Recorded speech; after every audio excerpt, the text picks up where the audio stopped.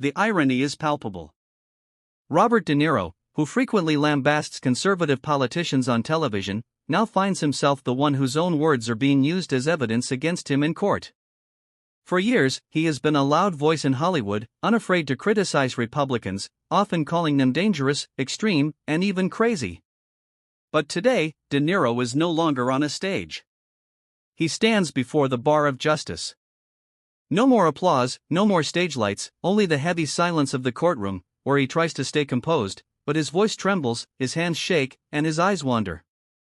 Because this time, the person forcing him to answer is someone he once dismissed, Karoline Leavitt, a young, tough, and unrelenting female politician. And she has brought to court something De Niro could never have anticipated: irrefutable evidence. From a seemingly harmless comment on television, a media storm erupted, leading to a shocking defamation lawsuit.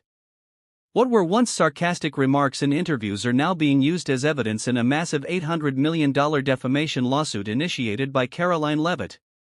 And this time, Robert De Niro cannot direct the stories ending the way he wants. Before diving into the story, comment where you're watching from, and don't forget to subscribe so you won't miss the latest stories. The Spotlight studio on CBS glowed with bright lights, the atmosphere electric, like a battleground. This was where political and cultural figures clashed, drawing millions of viewers. That night, all eyes were on the two guests: Karoline Leavitt, a representative of the MAGA movement in the Trump administration, and Robert De Niro, a Hollywood legend who never hesitated to attack Trump and his supporters. No one expected this dialogue to ignite a defamation lawsuit that would shake the nation. The host, Alex Harper, a seasoned provocateur, opened with a sly smile. "Miss Leavitt, welcome to the spotlight. You're the youngest press secretary in history, working for President Trump. What's your role, and how do you handle criticism from the media?" The audience clapped, but the tension was palpable. A few whistles rang out, as if anticipating a reaction from De Niro, who sat across from her, his gaze icy, arms crossed. Leavitt, in a striking pink suit, sat upright, her eyes confident. "Thank you, Alex. I'm here to deliver President Trump's America First message. We're building a strong economy, securing borders, and fighting back against lies from the liberal media.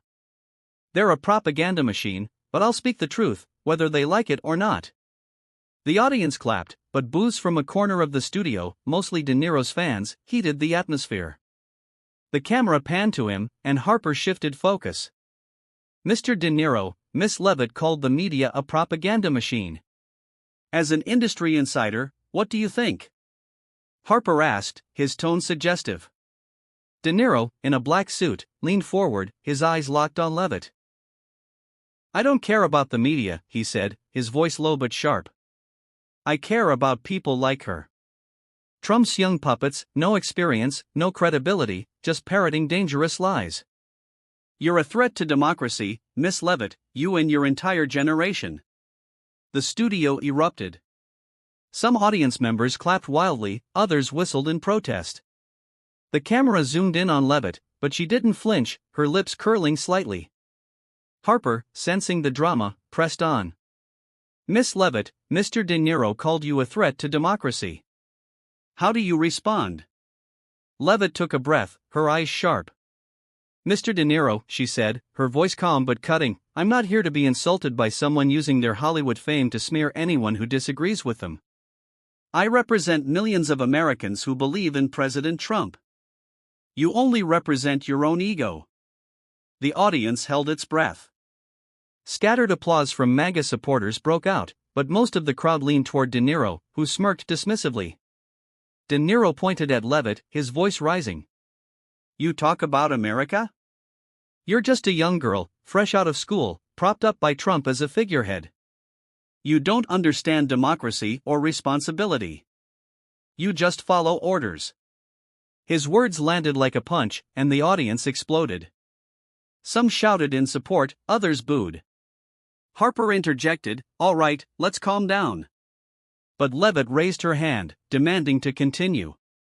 "Mr. De Niro," she said, her voice colder, "I don't need to justify my qualifications. I was appointed because I get results, not because of my appearance or age, as you're implying. You may have an Oscar, but that doesn't give you the right to defame others on national television. If you want to talk about responsibility, start with yourself. The studio erupted, split between applause and boos. De Niro, caught off guard by Leavitt's steal, shook his head, muttering, "She doesn't get it." Harper, seeing the drama reach its peak, tried to shift topics. "Thank you both for the lively exchange. We'll be back after the break." But the audience couldn't take their eyes off Leavitt and De Niro, who stared at each other as if the battle wasn't over.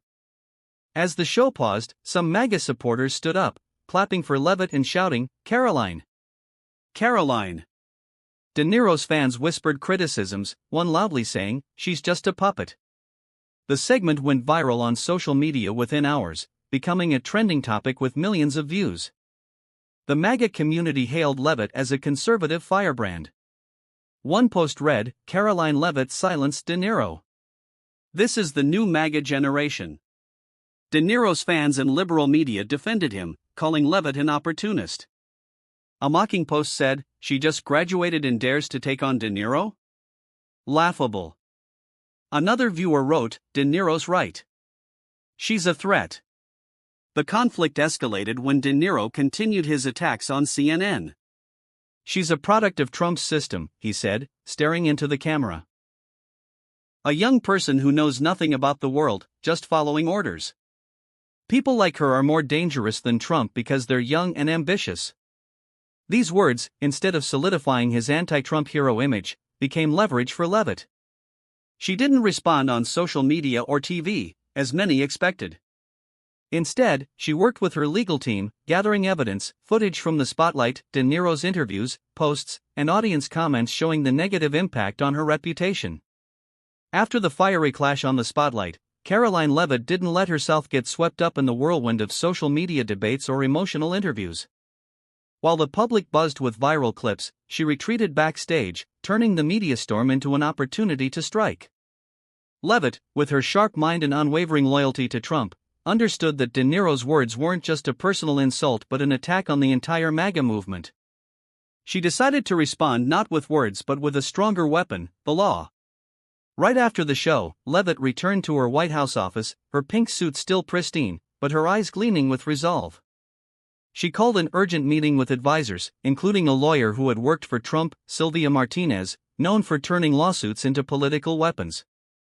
"We can't let De Niro and Hollywood keep smearing people like me without consequences," Leavitt said, her voice low but determined. "This isn't just about me. It's about millions of Americans they call dangerous just for their beliefs."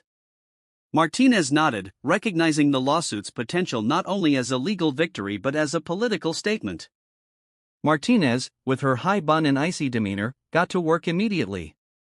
She proposed an $800 million defamation lawsuit targeting De Niro, CBS, the broadcaster of the spotlight, and any outlet that amplified his attacks. "We need to prove De Niro didn't just speak recklessly," Martinez explained, "but that he intentionally damaged your reputation with real impacts on your career and public image."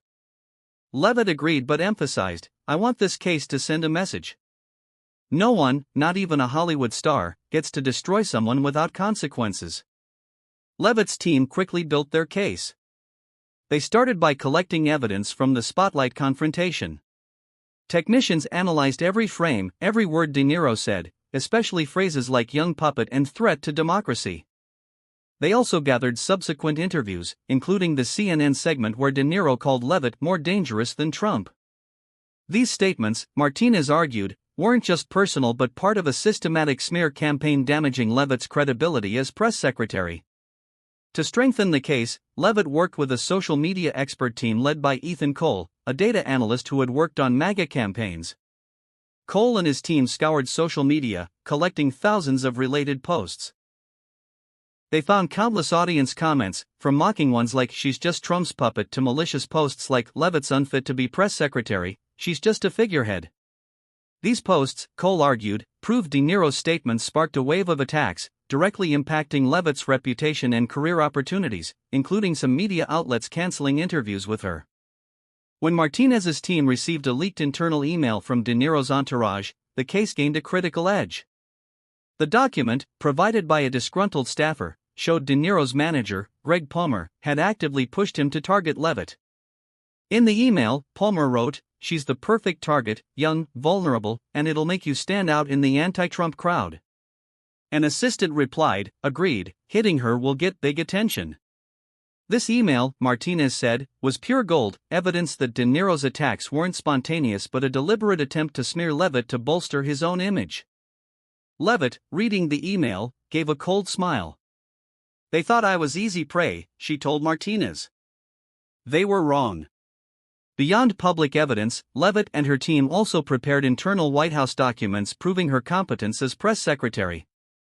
They gathered reports on successful press briefings, media campaigns she led, and letters of commendation from colleagues, including Elise Stefanik, Leavitt's former superior. These documents aimed to refute De Niro's claims that she was unqualified or just following orders. Martinez emphasized, "We will show the court that Miss Leavitt is not only a victim but an exceptional politician attacked for her political beliefs." During preparation, Leavitt faced significant pressure. Liberal media, from CNN to the New York Times, called the lawsuit a political stunt in Trump's attack on Hollywood. One article wrote, "Leavitt is exploiting the legal system for personal revenge." De Niro's fans also attacked her, with comments like, "She's suing De Niro just for fame," or "A 27-year-old thinks she can take down a legend." But Leavitt remained unshaken. She received support from Trump, who called her directly, saying, "Karoline, you're doing the right thing. Don't let Hollywood intimidate you." Despite having just given birth and returning to work only a few months prior, Leavitt spent hours each night working with Martinez and Cole, reviewing every detail of the lawsuit. She knew the case wasn't just about protecting her reputation but also about setting a precedent. Powerful stars like De Niro couldn't recklessly smear others without consequences. When Martinez presented the draft complaint, Leavitt read it carefully and said, "I want the world to know that youth or loyalty isn't an excuse to be destroyed. We'll make De Niro answer." At his lavish Manhattan apartment, De Niro paced, his face tense, while his advisors tried to calm him. His manager, Greg Palmer, whose leaked email had backfired against Leavitt, maintained an optimistic tone. "Bob, you're an icon," Palmer said, resting a hand on the ebony table. "This is just Trump's political game. The public's behind you. We'll get through this." But De Niro, with bloodshot eyes from sleepless nights, was no longer certain. He snapped, "You said she'd be easy to handle. Now I'm in court because of that damn email." His legal team, led by veteran attorney Victor Russo, proposed a defense strategy, arguing De Niro's statements fell under free speech. However, Russo whispered a warning, "That email proves malicious intent. We need to prepare for the worst-case scenario." De Niro limited public appearances, but when forced to speak, he remained defiant. When ambushed by reporters outside a New York restaurant, he growled, "This lawsuit is a farce. I said what I think, that she works for a dangerous administration. I don't regret a thing." As the trial date neared, both Leavitt and De Niro felt the weight of the battle. Leavitt, backed by MAGA and unwavering resolve, prepared to enter the courtroom as a trailblazer. De Niro, once an untouchable icon, now faced the risk of losing everything. The atmosphere in the New York federal courtroom was heavy, like the calm before a storm. The gallery was packed with reporters from CNN and Fox News, MAGA supporters in bright red shirts, and Hollywood fans loyal to Robert De Niro. At the center, Karoline Leavitt, in her striking pink suit, sat at the plaintiff's table, her eyes sharp yet composed, like a strategist ready to deliver the decisive blow. Across from her, De Niro, in a silver-gray suit, tried to maintain confidence, but his clenched hands and wavering gaze betrayed his unease. After months of media and debates, the $800 million defamation lawsuit now reached its defining moment, where Leavitt's evidence would determine both their fates. Judge Margaret Ellis, with silver hair and a stern demeanor, banged the gavel to open the proceedings. "We are here to consider the complaint of Miss Karoline Leavitt against Mr. Robert De Niro and CBS," she declared, her voice echoing through the oak-paneled room. "Plaintiff, please proceed." Sylvia Martinez, Leavitt's lead attorney, stood, her confident gaze sweeping the audience. With a low but compelling voice, she began, "Your Honor, today we will prove that Mr. De Niro not only insulted Miss Leavitt but conducted a deliberate campaign to destroy her reputation and career with the support of his team and CBS." Martinez started with a video from the spotlight. The large screen replayed the moment De Niro attacked Leavitt, calling her a young puppet and threat to democracy. The courtroom buzzed, some nodding in agreement, others shaking their heads in disapproval. Martinez paused the video, turning to the judge. This was not a spontaneous opinion, she stressed. This was the start of a smear campaign, repeated across multiple platforms, from television to print, aimed at harming Miss Leavitt. She continued, presenting subsequent interviews, including one on CNN where De Niro called Leavitt more dangerous than Trump. Each statement landed like a knife, causing De Niro to lower his head, his eyes avoiding the audience. A MAGA supporter whispered, "He knows he's wrong." The next piece of evidence was a data chart prepared by social media expert Ethan Cole, presented by Martinez on the screen. The chart showed over 12,000 ex-posts using the hashtag Karoline Leavitt in the week following the show, with 65% being negative, ranging from mocking Leavitt's youth to accusing her of being unqualified. Martinez pointed to a specific post, "Leavitt is Trump's puppet, unfit to be press secretary." She turned to the audience, her voice firm. These words didn't appear out of nowhere. They were a direct result of Mr. De Niro's statements, causing real harm to Miss Leavitt's reputation and career opportunities, including cancelled media contracts.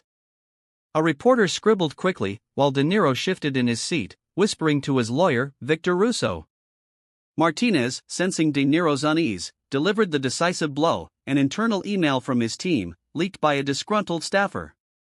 She requested the email be displayed on the screen. The text appeared clearly, "Target her.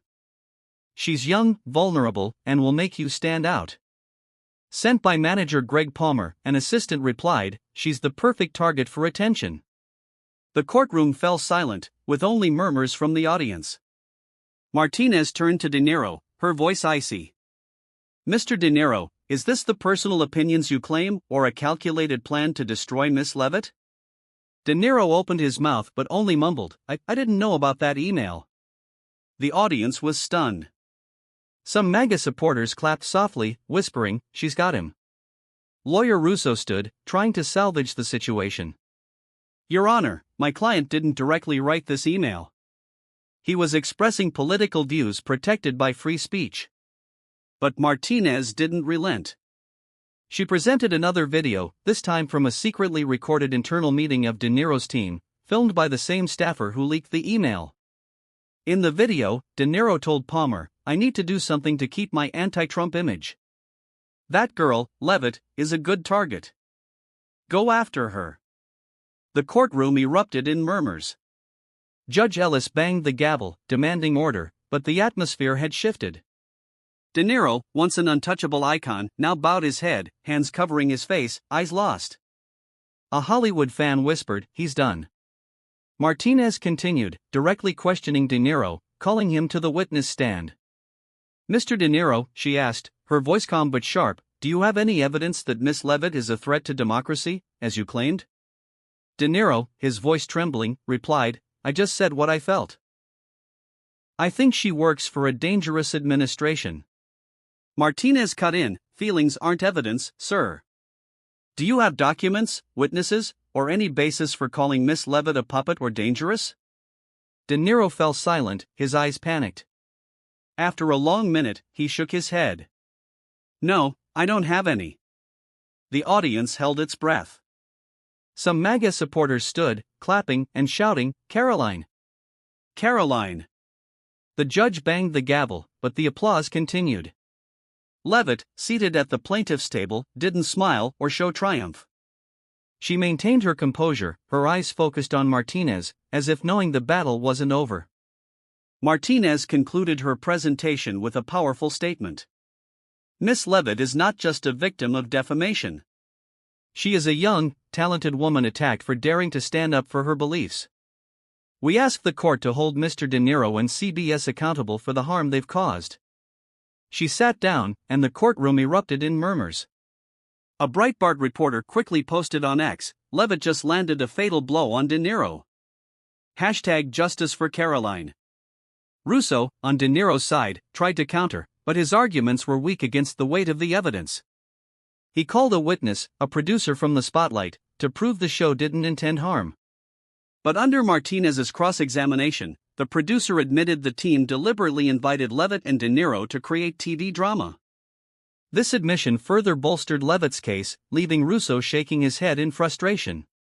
De Niro, at the defendant's table, now looked like a man under siege, his eyes vacant, hands trembling. As the court recessed, the audience left the courtroom with the sense that the scales had tipped in Leavitt's favor. One person wrote, "Leavitt just made De Niro a laughingstock. She's the future of MAGA." Another post shared a photo of Leavitt in the courtroom, captioned, "Conservative Queen takes down a Hollywood giant." Meanwhile, De Niro's fans tried to defend him, but their tone weakened. One post read, "Bob just spoke the truth, but that email, it's hard to justify." When Judge Margaret Ellis's gavel sounded, concluding the dramatic trial, the courtroom at the New York federal courthouse erupted in whispers and stunned gazes. Karoline Leavitt, her suit still impeccable, left the courtroom with her lawyer, Sylvia Martinez, her eyes showing not triumph but resolute determination. Meanwhile, Robert De Niro, once Hollywood's untouchable icon, exited the court looking haggard, his shoulders slumped, as if bearing the weight of defeat. Leavitt's irrefutable evidence had transformed him from an anti-Trump hero into a man crushed by his own words. In a hotel room near the courthouse, De Niro sat dazed in an armchair, his vacant eyes staring out the window. His team, once confident that his fame would shield him, now descended into chaos. Manager Greg Palmer, responsible for the damaging leaked email, tried to reassure him. "Bob, we can still turn this around," Palmer said, his voice urgent. "We'll hold a press conference, explain this as a political attack." But De Niro, his voice hoarse, cut him off. "Explain how, Greg? They have the video, the email, everything. I look like a liar." His anger quickly gave way to despair. He rubbed his forehead, muttering, "I just wanted to speak the truth, but I went too far." Palmer bowed his head, unable to find a response. Lawyer Victor Russo, who had failed to defend De Niro, stood in the corner, flipping through documents with a defeated expression. He whispered to an assistant, "We underestimated her. Leavitt didn't just sue. She put all of Hollywood on trial." The harsh reality was that De Niro hadn't only lost in court. He had lost the aura that had defined his career. In his mind, images from the trial replayed, the secretly recorded video, Martinez's piercing questions, and the disappointed looks from the audience. He wondered if all those years opposing Trump were worth it, leading to this moment. Public reaction pushed De Niro deeper into the abyss. On social media, once a stage for his praise, posts now overflowed with criticism. One user wrote, "De Niro dug his own grave with his oversized ego. Leavitt taught him a lesson." Another post included a photo of him leaving court, captioned, "From legend to loser." Loyal fans tried to defend him, but their tone was feeble. One fan wrote, "Bob just said what he believed, but that email, it's hard to forgive." De Niro's social media following plummeted, with thousands unfollowing within hours. Some longtime fans even declared, "I love De Niro in Taxi Driver, but this time, he was wrong." Hollywood, where De Niro was once an icon, began to turn its back. Directors and producers, who once saw him as a prized asset, now kept their distance. At a Los Angeles party, a filmmaker whispered, "Bob put himself on the line. No one wants to work with someone facing an $800 million lawsuit." An upcoming De Niro film project was postponed indefinitely, citing scheduling issues, but everyone knew the real reason. A Variety article analyzed, Leavitt's lawsuit didn't just hurt De Niro. It's a warning to Hollywood, watch your words. This isolation left De Niro, accustomed to the spotlight, feeling abandoned in the dark. Meanwhile, Leavitt, though avoiding public appearances post-trial, became the center of admiration on social media, dominating every platform with thousands of posts hailing her as the new conservative icon. One user wrote, "Karoline Leavitt, 27, just took down a Hollywood giant. This is MAGA's power." A young woman posted a video of Leavitt leading a press briefing, captioned, "This is the woman De Niro called useless. She's my idol." The MAGA community saw Leavitt's victory as a blow to the elite, with one post declaring, "Leavitt proved no one is above the law, not even Hollywood." This support helped Leavitt weather lingering attacks from opponents, like a post claiming, "She's just Trump's puppet, suing for money," but such comments were quickly drowned out by the wave of support. The media reflected the polarization. Breitbart published a glowing piece, Karoline Leavitt, the woman who brought Hollywood to its knees. In contrast, the New York Times ran an analysis, Leavitt's lawsuit, free speech or political revenge? Even so, even liberal outlets had to acknowledge the strength of Leavitt's evidence. An MSNBC commentator, though not a Leavitt supporter, said, "She played a perfect game. De Niro had no way out." Amid the storm, De Niro faced a profound personal crisis. He declined most interviews, only appearing briefly at a charity event, where he looked older than his years, his eyes weary. In a private moment with a close friend, he confided, "I thought I was doing the right thing, but now I'm not sure." This regret, though belated, couldn't erase the losses he had suffered. His team, once a protective wall, was unraveling.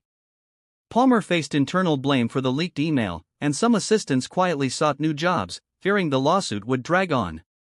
When the final verdict rang out in the New York federal courthouse, the room seemed to tremble with its significance. Judge Margaret Ellis declared that Robert De Niro and CBS must pay Karoline Leavitt $200 million for intentional defamation, a sum large enough to send a message: no one, not even a Hollywood star, can smear another without consequences. Leavitt stood beside her lawyer, Sylvia Martinez, her eyes gleaming with pride but devoid of boastfulness. This ruling was not just a personal victory but a cultural turning point, solidifying Leavitt's position as a standard-bearer for the new conservative generation and shaking the foundations of Hollywood's power. For De Niro, the verdict was a devastating blow. His reputation, built on legendary roles in The Godfather and Raging Bull, was now tarnished by the lawsuit. Studios, which once viewed him as a treasure, began to pull back. A major film project starring De Niro was cancelled, citing financial difficulties, but everyone knew the lawsuit was the cause. A studio executive privately told Deadline, "Working with Bob is a risk now. No one wants to be tied to a $200 million lawsuit." Advertising contracts, from a high-end watch brand to his Nobu restaurant chain, were also under review. De Niro, once a symbol of defiance, was now described by the media as a man defeated by his own arrogance. A Wall Street Journal headline read, "From hero to defendant, De Niro's defeat by Leavitt." The public reacted fiercely. Those who once admired De Niro turned away, with tens of thousands unfollowing his social media accounts. An ex-post read, "De Niro destroyed himself.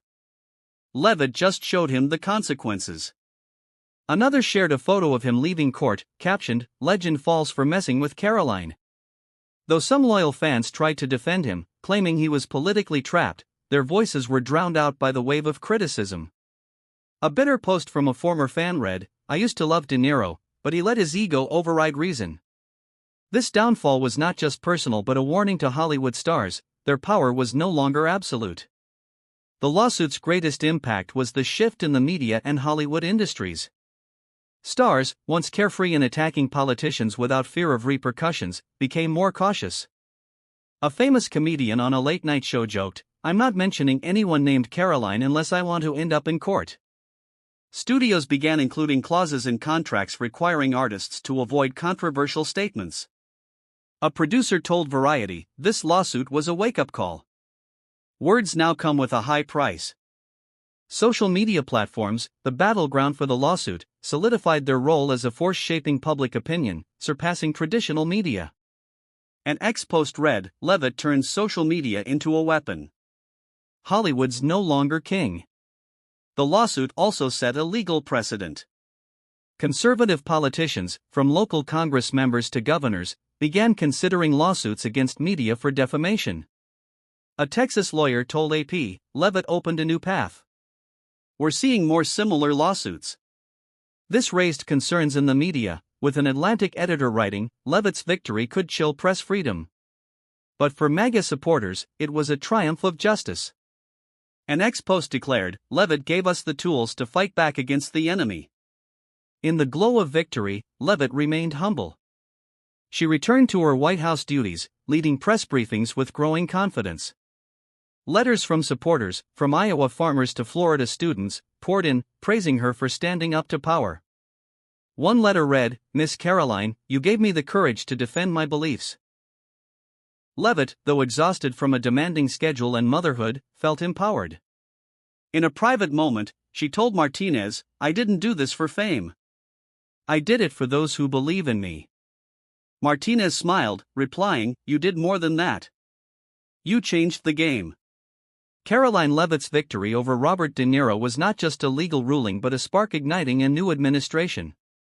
At 27, she etched her name into history as a symbol of courage, turning an $800 million defamation lawsuit into a manifesto for the conservative generation. Her legacy extended beyond the briefing room, reshaping how America views power and accountability. Leavitt inspired millions, especially young women and conservatives who felt overwhelmed by the media. Girls in small towns began entering politics, modeling themselves after her. An Alabama student wrote, "Karoline showed me I can take on anyone, no matter how powerful." Conservative organizations hailed her as a trailblazer, with workshops named the Leavitt Spirit to encourage youth involvement. Her influence spread through speeches, where she emphasized, "Your beliefs are worth defending, no matter who the enemy is." Leavitt's legal influence was undeniable. The lawsuit paved the way for conservative politicians to file defamation suits, sparking a wave dubbed the Leavitt effect. A Florida lawyer said, "She gave us a roadmap to fight injustice." While some worried about press freedom, her supporters argued she restored fairness. An ex-post declared, "Karoline proved the law belongs to everyone, not just the elite." Leavitt's legacy is an unquenchable flame, inspiring a generation to challenge power. She didn't just defeat De Niro. She rewrote the rules, laying the foundation for an America where conservative voices resonate far and wide. The story of Karoline Leavitt's legal triumph over Robert De Niro reflects the current social and political tensions in the United States, where polarization between conservative and liberal views, coupled with the power of media and social media, shapes public discourse. In the story, Leavitt, a young and loyal Trump press secretary, used irrefutable evidence, such as a leaked email from De Niro's team and social media posts, to prove his intent to defame her, ultimately winning an $800 million defamation lawsuit. The confrontation on the spotlight and De Niro's downfall in court highlight the power of accountability, especially when facing influential figures like Hollywood stars. The strong support from the MAGA community on social media and the public's turning against De Niro reflect how social media, particularly X, can amplify or destroy reputations in an instant. Leavitt's legacy, as described, underscores the ability of a young, underestimated individual to change the game through persistence and strategy. The lesson for real life is that in today's United States, where debates on platforms like X can escalate rapidly, this story teaches us the importance of using words carefully and standing up to defend one's reputation when wronged. Like De Niro, careless words can lead to severe consequences, especially in an era of fast-spreading information. Learn from Leavitt. Instead of reacting emotionally, gather evidence, seek community support, and act strategically. Whether young or less powerful, persistence and belief in your worth, as Leavitt showed in her pink suit, can help you confront any giant in a polarized society. Build your voice with truth and accountability, because words not only shape you but can also change the world.